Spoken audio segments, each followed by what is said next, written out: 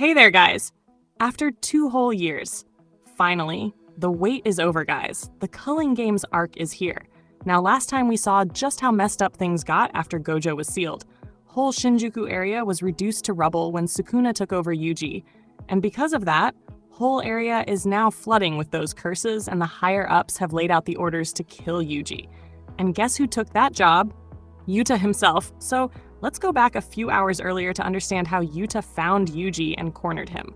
So, in the base of Zenin clan, a meeting was called immediately after the news got out that the old man died. So now comes the question, who will take the place as the next family head? More so, Naoya thinks he's the best fit because all his older brothers are best at is tasting dirt, according to him. He even brought Toji's name, so the other two were pissed. But Lawyer came to tell them the last will of the old man. Naobito has left his will, and according to that, if he dies, then he wants the family head position to be passed on to Naoya. But all the cursed tools and items shall only be inherited by him if his two brothers give their consent. And if Gojo dies, then he wants Megumi should become the head to keep his promise with Toji. Obviously, Naoya won't let that happen, so he got ready to head out. He heard Yuji was also sentenced for immediate death, so he wants to hit two birds with one stone. Meanwhile, Yuji was having those flashbacks in his dream, which kept him from sleeping. But Choso was still by his side. Yuji was feeling that Sukuna's power was growing at dangerous rate. So Choso told him to get back to Jujutsu High. Besides, how can he go there after killing so many? That guilty conscience was keeping him here, to reduce the number of curses as much as possible, so that other Jujutsu sorcerers don't risk their lives more than they should. So Yuji started to get on his work and was having the curses chase after him.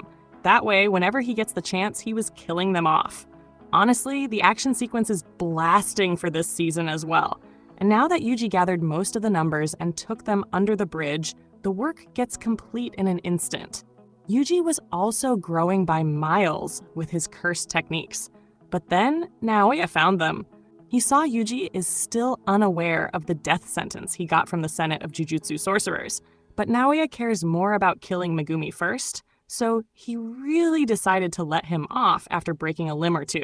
His speed was just off the charts. Both Megumi and Choso combined can't even lift a finger. And just then, they sensed a disturbing presence that's on the same level as Gojo, and that's none other than Yuta. Naoya already gave up on fighting and said they're on the same side. So while they were talking, Choso told Yuji to run away from there, because both of them are after him, but it was hard to outrun Yuta. Even he admits Yuji got fast reflexes. But on the other hand, Choso stays behind to keep Naoya here. And that is how we came back to present. Right when Yuta got Yuji, all Yuji can do is dodge all of Yuta's attacks, because his cursed power still far surpasses him, even though Yuta's not power type. Yuta has more cursed energy than Gojo. But unlike Gojo, his own cursed power runs out at one point. But still, that's no joke when you consider it. So Yuji gave his best to fighting. He gathers his thoughts and fought back. And it was insane that he managed to break Yuta's sword. But that's not all. Rika is still alive and well. And just as she caught Yuji, bro couldn't move an inch. Because of that, Yuji dies for real this time. And meanwhile, Choso was still hung up with Naoya.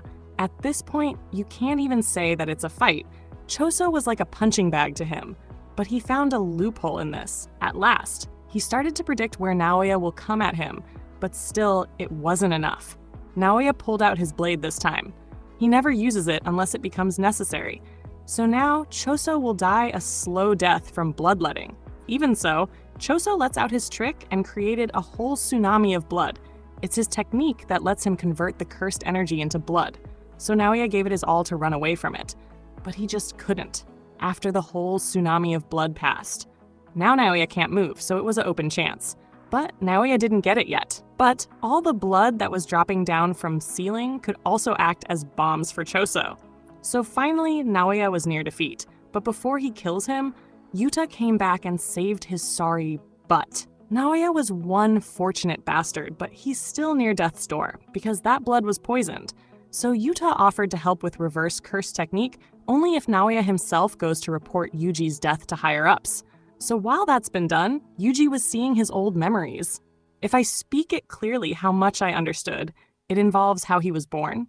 His father's wife couldn't bear a child, so his dad slept with someone else, rather a troublesome woman. And just after that, Yuji woke up and found Yuta beside him. Yuta was happy he came back, so he explained it from the start. A few months ago, Gojo had asked him to look after Yuji for him, because he got that feeling that he won't be able to protect him this time. At first, Yuta thought Gojo was fooling around with a woman, but that wasn't the case. Anyways, this was the reason Yuta became his executioner, to convince the higher-ups that he died. Although, Yuta did kill him back there, but instantly used reverse curse skill when Yuji's heart stopped beating. But it just bought them a little bit of time. Higher-ups will find out he's alive, so they have to be prepared for that. Yuta had also found Megumi, so he was planning to go to school right away and meet Tengen. But Yuji just doesn't have courage to show them his face after he massacred whole Shinjuku area. So Megumi told him to save his life and repent for the sins. Because Kamo is organizing the culling game to force Jujutsu sorcerer to kill one another. Even Sumiki is forced into this. So about the culling game, as the name suggests, it's a game where Jujutsu sorcerers have to kill. The sorcerers will fetch 5 points and the innocent people will give 1 point. And the sorcerer has to enter the game in 19 days after awakening. Finally, Megumi convinced him, but Yuji asked Yuta to kill him immediately if Sukuna takes over his body again. Now then, first they have to get back to school to talk with Tengen, ask about unsealing of Prison Realm and about Kamo's planning. Sukuma was the one who suggested this, as she's already there. But to meet Tengen, they have to pick one out of 1,000 doors that leads to him.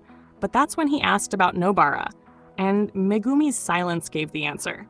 With that settled, they all arrived in the school and found Tsukumo and Maki, so they immediately started discussing their plan.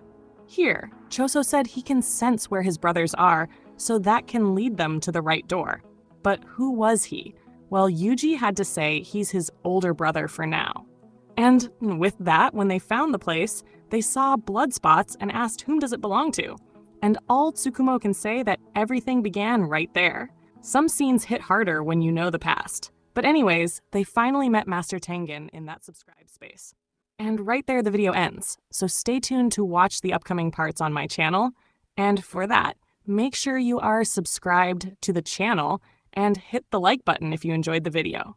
Till then, take care.